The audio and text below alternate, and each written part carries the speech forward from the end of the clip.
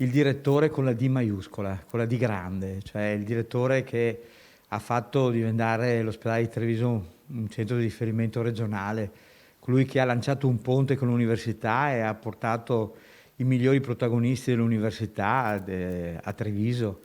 e colui che ha fatto sostanzialmente all'ospedale di Treviso la medicina moderna, una persona con intelligenza vivace, spiritoso, e soprattutto una persona che sapeva cogliere il momento giusto, vedeva oltre con un orizzonte molto ampio, e poi un maestro di vita. Quando io diciamo, ho cambiato la mia vita, ho cambiato mestiere, da dottorino sono passato a fare l'igienista, mi ha detto: guardi, dottore, non si disperi, la vita può dare tante possibilità al di fuori di quelle che noi pensiamo, perché lei guardi in prospettiva, ed ha avuto ragione, effettivamente, è proprio così. Ho guardato in prospettiva, lui aveva una parola per tutti, aveva uno stimolo per tutti,